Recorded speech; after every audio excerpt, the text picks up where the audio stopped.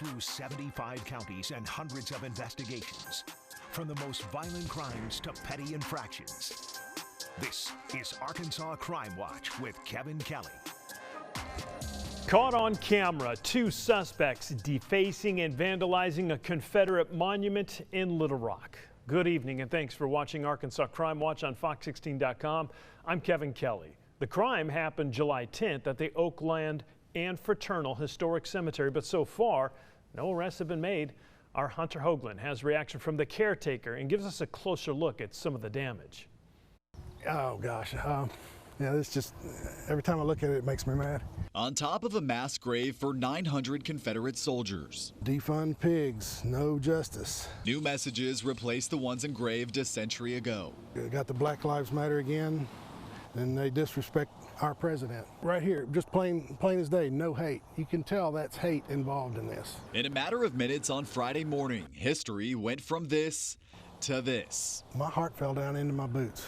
I couldn't believe that this had happened to us. John Raines is the caretaker at Oakland and Fraternal Historic Cemetery. He says surveillance cameras caught 2 people spray painting all 4 sides, something protesters across the country have been doing to different monuments. It started at the top here, abolish the police. The 2 people, he says, did serious damage, not only chipping away at the structure and carving out the word Confederate, but also can be seen using straps to try and pull it over. Just that top part weighs probably 5,000 to 6,000 pounds. There's no way he would have pulled it over with that. Raines says he just hopes people stop destroying portions of our history and instead work to learn from it. If you're being disrespected, let people know in a civilized, legal way, not something like this.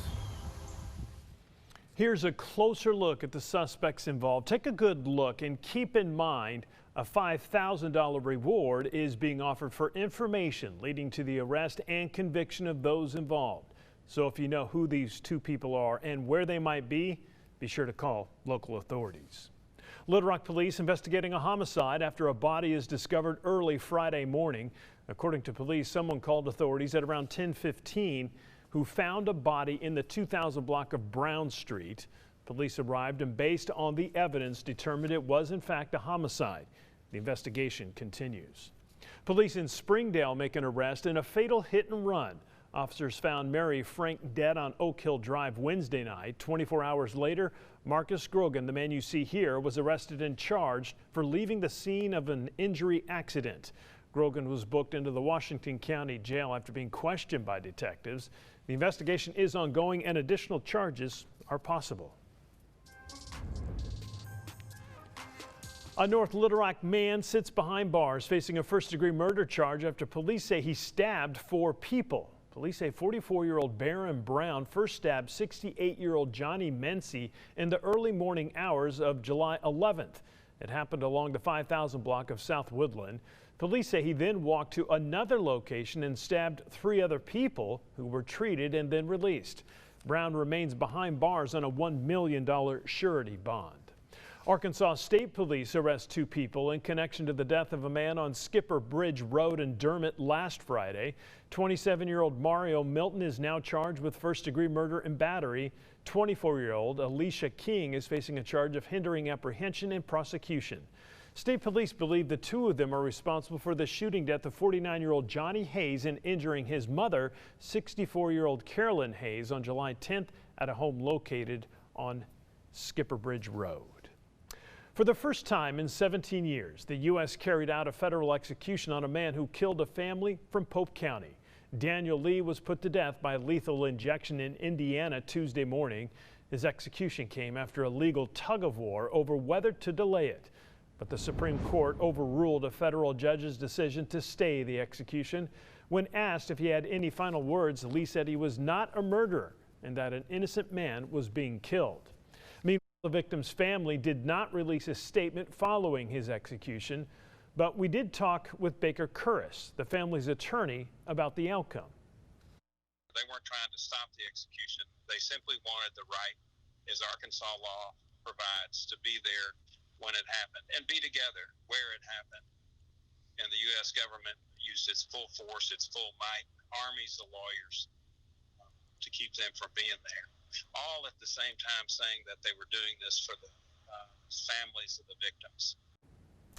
The city of Conway intends to push more money into its police force. The city has been working to find ways to improve the department. The mayor says the city plans to invest in training, retaining current officers, and recruiting new ones. We are committed to increased investments in the police department.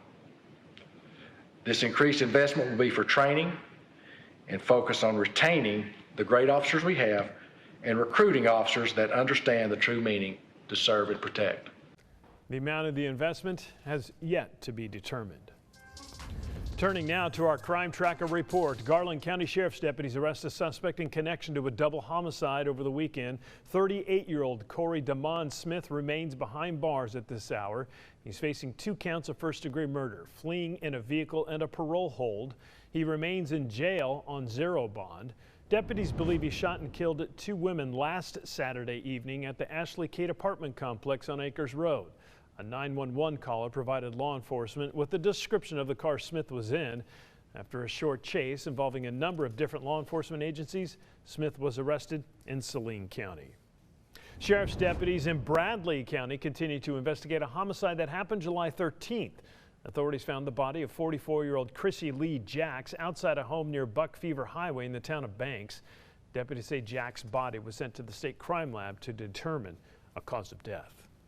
Authorities in Independence County released new information on a homicide investigation that happened last Sunday at a local gas station in Batesville. 46-year-old Robert Evans is now facing charges of first-degree murder, possession of firearms, and possession of a controlled substance.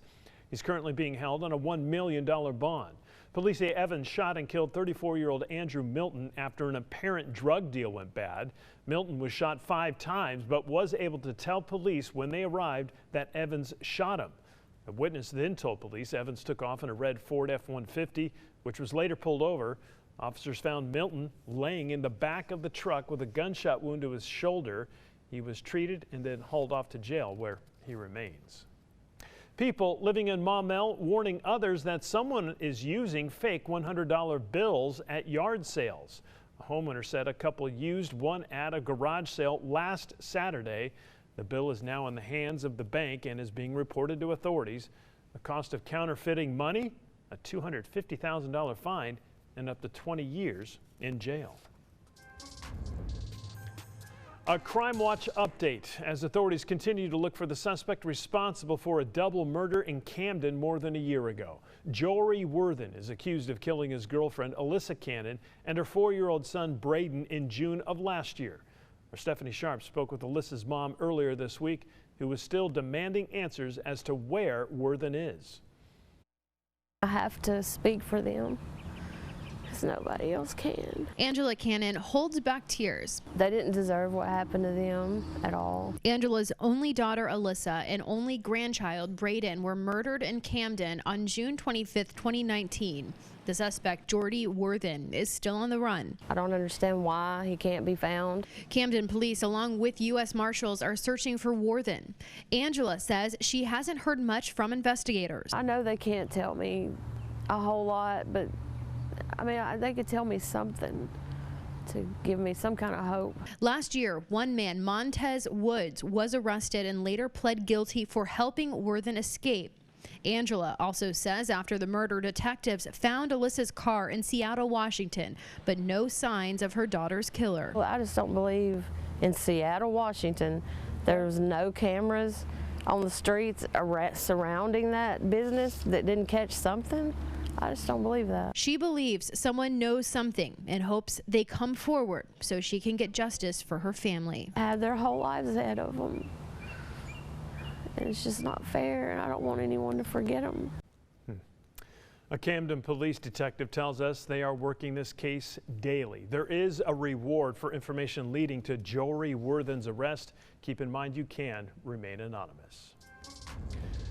Tonight's Mug of the Week goes to Sarah Marie Hayes, the 35-year-old booked into the Garland County Jail this past Wednesday on a number of charges, including delivery of a controlled substance, delivery of meth or cocaine, failure to comply, possession of drug paraphernalia, and possession of meth or cocaine with intent to deliver. As we leave you, here's a look at Arkansas's most wanted. We want to remind you all of the suspects you've seen tonight are innocent until proven guilty in a court of law. Remember, if you have any information on any of these cases we talked about tonight, you're asked to call your local police department. Thanks for watching Arkansas Crime Watch. I'm Kevin Kelly. Be smart, be safe, and if you see something, say something. I'll see you tomorrow night on Fox 16 News at 5:30 and 9.